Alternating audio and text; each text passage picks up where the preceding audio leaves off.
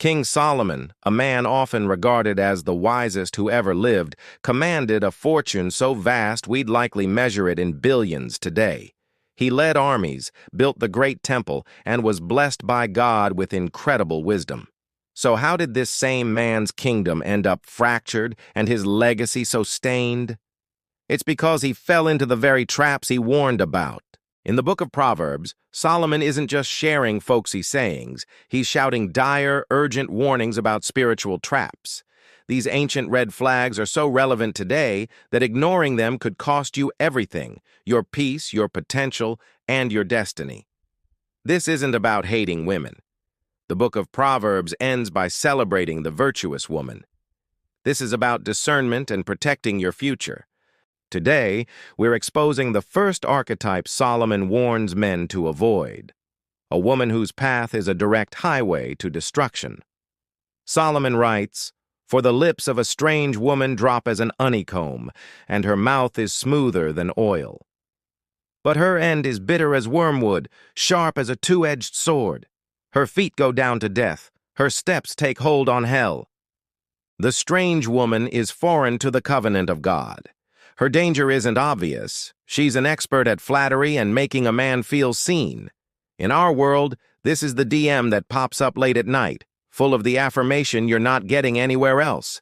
It's the coworker who creates a false intimacy that crosses moral and professional lines, leading you away from your purpose.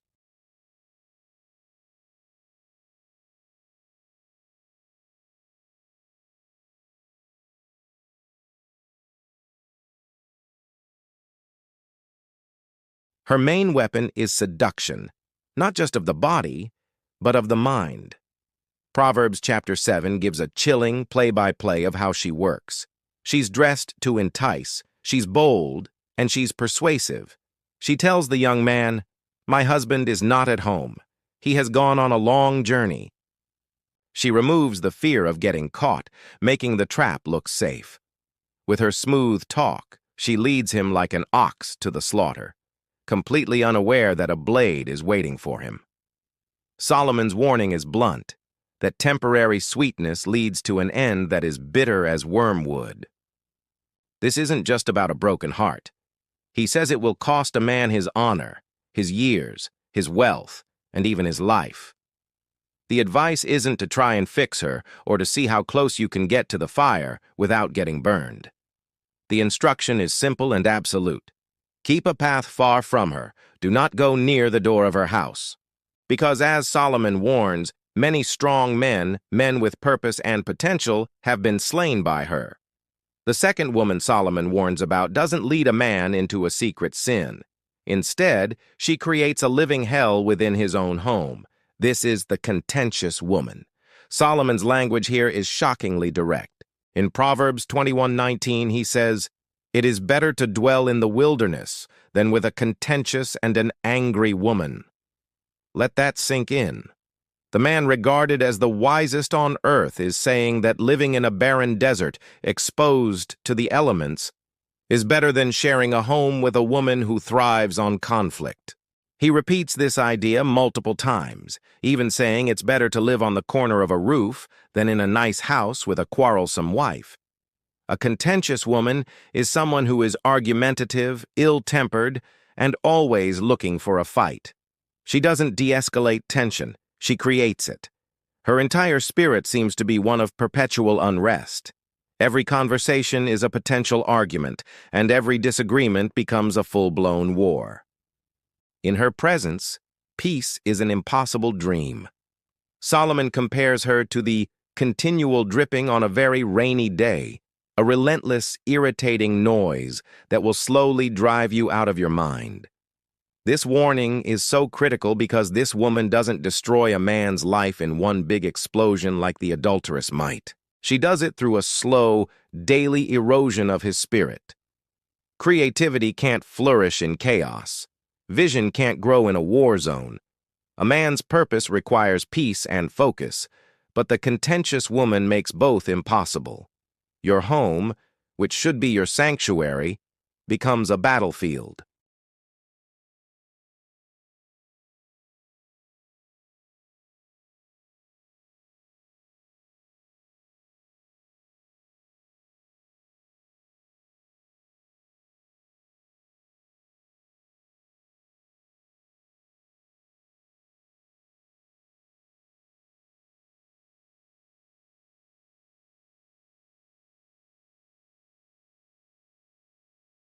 This isn't about the normal disagreements every couple has. This is a destructive pattern of behavior, a spirit that resists peace and seems addicted to drama. Solomon's warning is a wake-up call. A beautiful house and a great career mean absolutely nothing if the person you share them with is systematically destroying your peace. The third woman isn't necessarily evil, but she is just as destructive. She is the foolish woman, and her danger is in her complete lack of wisdom and foresight. Proverbs 14:1 draws the perfect contrast. The wise woman builds her house, but the foolish plucketh it down with her own hands. The foolish woman basically self-destructs, and she takes the house down with her. She doesn't need an enemy to bring ruin. Her own actions and words tear apart her life. So how does she do it? Proverbs 9 describes Madame Folly as loud, simple, and knowing nothing. She's clamorous, meaning she's noisy and demands attention but has no substance. She lacks discretion. She makes rash decisions based on fleeting emotions instead of solid principles. She might be the one who spends money recklessly, creating constant financial stress. Or maybe she's the one who engages in gossip, destroying relationships and her family's reputation. She mismanages resources, time, and relationships, leading to a household built on sand. The detail that she tears her house down with her own hands is crucial. It means the destruction is an inside job. It's not bad luck. It's a direct result of her character. While a wise woman brings order, stability, and growth, the foolish woman brings chaos, instability, and decay. Even with good intentions, without wisdom, those intentions pave a road to ruin.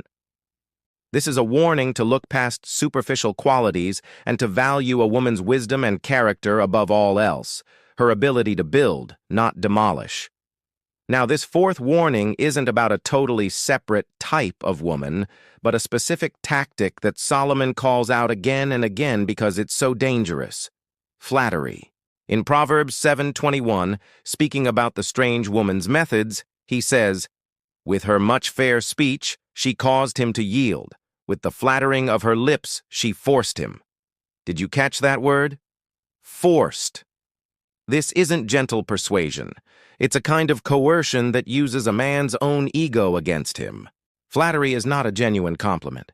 A compliment builds you up. Flattery is designed to manipulate.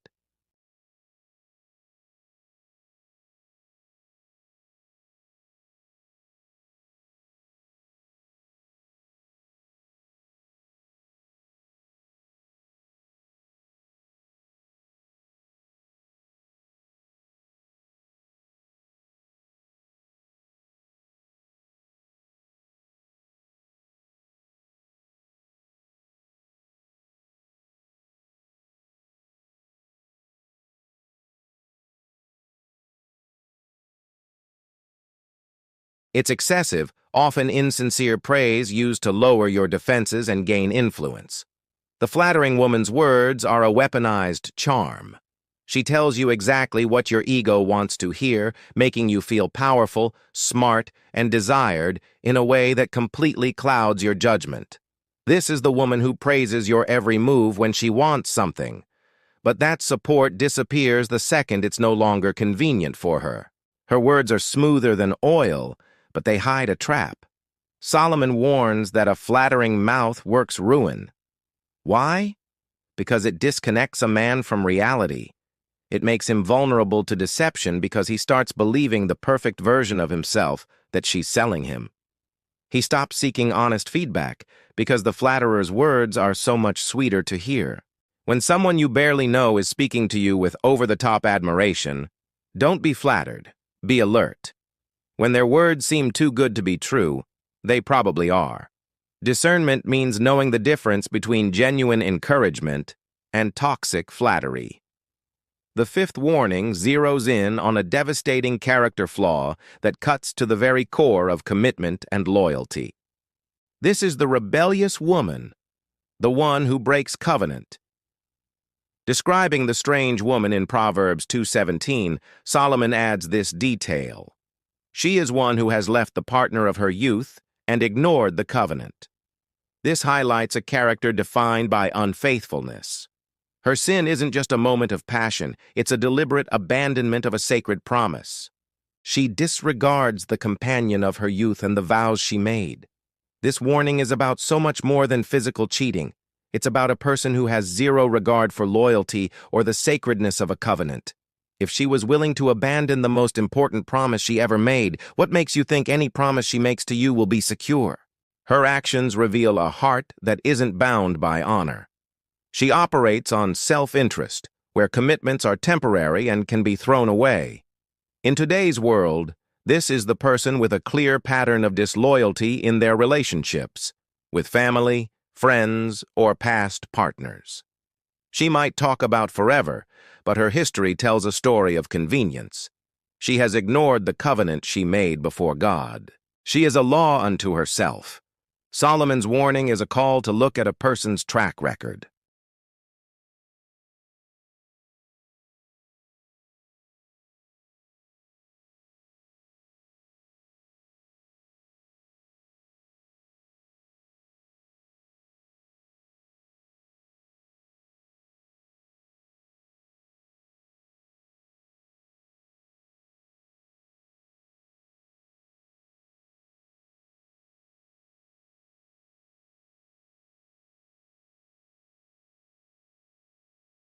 A woman who easily breaks her foundational commitments is a dangerous partner for a man trying to build a stable life. Trust is the currency of any strong relationship, and with the covenant breaker, that currency is worthless. After all these heavy warnings, does Proverbs just leave us feeling fearful and suspicious? Not at all. It gives us the antidote, the solution, the model to look for. The virtuous woman of Proverbs 31. She is the polar opposite of the other five. Where the strange woman's path leads to death, the virtuous woman's family calls her blessed. Where the contentious woman brings chaos, the virtuous woman peacefully watches over the affairs of her household. Where the foolish woman tears her house down, the virtuous woman builds it up with wisdom. Where the flatterer uses deceptive words, the virtuous woman speaks with wisdom, and faithful instruction is on her tongue. And where the rebellious woman breaks covenant, the virtuous woman is a model of faithfulness, bringing her husband good, not harm. She is strong, wise, industrious, and kind. Her value is far above rubies. This isn't a checklist for perfection, but a guide to what a man should truly value: character, wisdom, faithfulness, and a fear of the Lord. Charm is deceptive, and beauty is fleeting. But a woman who fears the Lord is to be praised. The strange woman, the contentious woman, and the others aren't just ancient archetypes. They are modern realities that can shipwreck a man's destiny. Solomon himself, for all his God-given wisdom, fell. His story is the ultimate cautionary tale. No man is too strong, too smart, or too anointed to fall if he ignores the red flags God has laid out. This is a call to discernment, a call to value wisdom over beauty, character over charm, and faithfulness over flattery. So read the Book of Proverbs for yourself. Let these warnings sink in, and pray for wisdom. If this message helped you, subscribe for more videos and share your thoughts in the comments. Stay wise and stay in the Word.